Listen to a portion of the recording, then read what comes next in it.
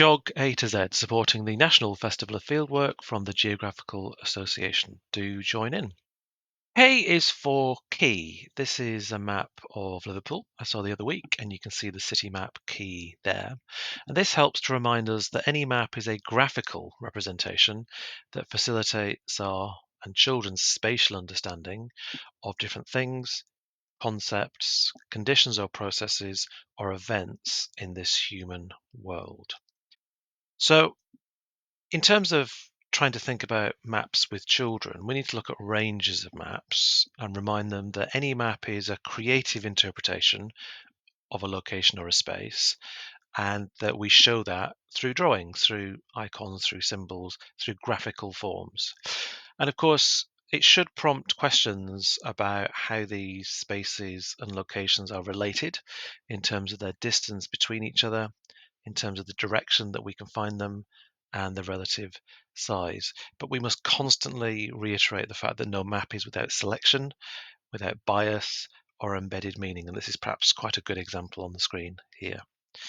And then finally, we need to bear in mind this skill. We've got literacy, numeracy, and oracy, but geography really helps us with this notion of graphicacy, this fourth ace in the pack, the iconic and symbolic and the pictorial ways that we can represent this spatial information can be communicated in different ways by them by drawing, but also by interpreting and decoding these maps.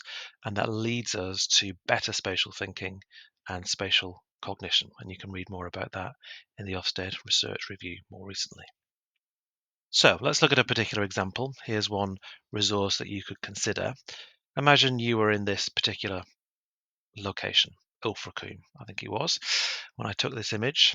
And I want you to think about what's permanent, what's built, what would feature on an Ordnance Survey map, what would feature on the aerial perspective, and what would not be. That sense of place would be probably quite missing, even though you'd have the coastline, you'd have the place of worship, you'd have the contour lines of the hill, you'd have the hill on the background, which is covered in trees and has the television communications mast there. But think about all the elements that we're missing. And that's really what I want you to bear in mind today when we think about the key. The key is useful to help identify significance and landmarks and maybe a row of buildings, but it doesn't tell you the usage of those.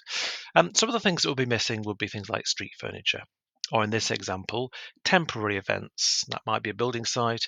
It might be like we've got here a farmer's or a food market, a festival or a fairground. All those things that really give that sense of this location would be missing.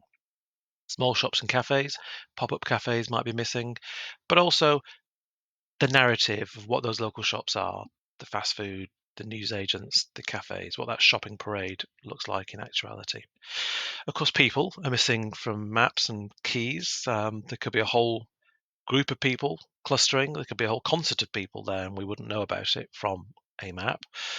So the usage of space is important. There could be a whole flock of sheep or a herd of cows in a field that would not be featured on a map like this. So these are obviously transient and temporary things, but we need to bring a location to life through field work by making sure that we are aware of these things and can reference how they change and develop through the seasons or from day to day or week to week.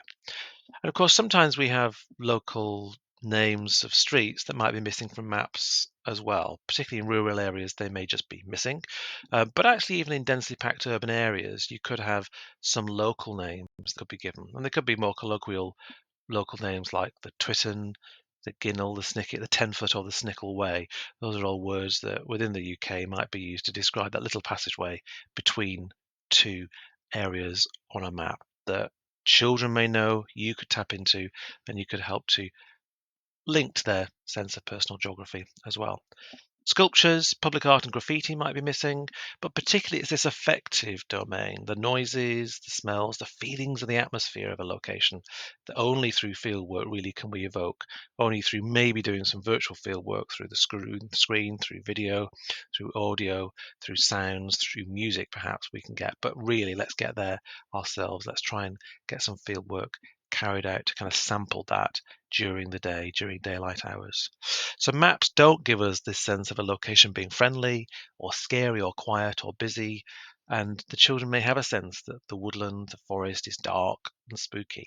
Well, let's try and burst that bubble a little bit because it's maybe a place that they've never been to before. They could have a view of the traffic. It could be described as loud, but let's go and sample it. Let's go and see the smelly bins or the chirping birds. So there's lots of ways that we could help to evoke a sense of place, and we've discussed in previous videos the power of descriptive vocabulary. Um, Trees, as I mentioned, will be missing. Green spaces may not represent what they actually look like in practice. Some rewilded areas, some areas that are growing wild, may not be on the map or not. So what's that area really like? What are the local secrets? What are the desire paths, the hidden footpaths, the shortcuts, or the special spots? That's only coming from human interpretation of this landscape and not from the key. Litter bins won't be on the key. They don't help with the stories at these locations. So how can we help each other on a street? How can we really help maintain that street?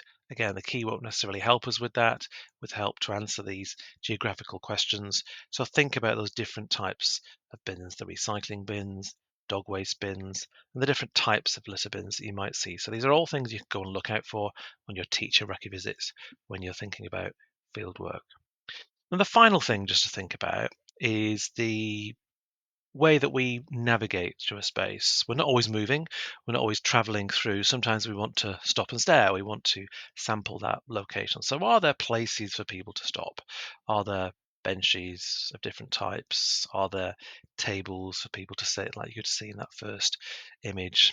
And on the screen is the really powerful graphic that I've certainly used with children and teachers to sample a location and maybe grade, give an environmental index to a location as well. This is from the Healthy Streets um, toolkit for London. There's a lot of placemaking toolkits that you can find online. This particular graphic is from Lucy Saunders, but just consider any location that you're going around and see if there's all these different elements. This arguably makes a better or a good environment.